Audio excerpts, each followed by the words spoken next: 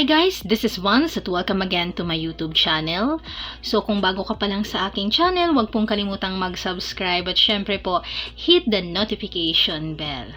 Okay, ngayong araw, isang tutorial ulit yung aking ituturo sa inyo at sana po ay makatulong.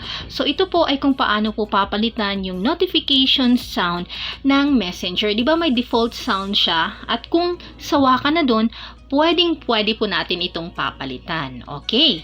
Ngayon, simulan na natin. Okay, punta po tayo sa Messenger app. I-click po natin ito. Ngayon, dito po sa taas, yung may bilog dyan, yung profile picture mo, i-click po natin ito. Ngayon naman, dito, hanapin natin yung notifications and sounds. Okay? Tapos, syempre, i-click po natin siya.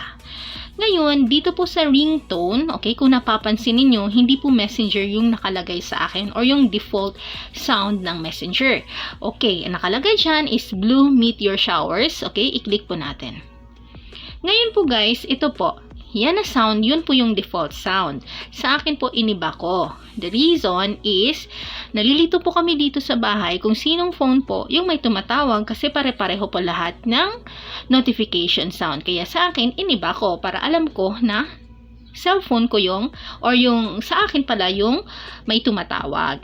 Okay. So, dito naman guys, marami kang pagpipilian. Okay. Ang gagawin mo lang dyan, pindutin mo lang itong sa gilid. Tapos, kapag nagkulay blue, ibig sabihin, yan na yung notification sound ng iyong Messenger.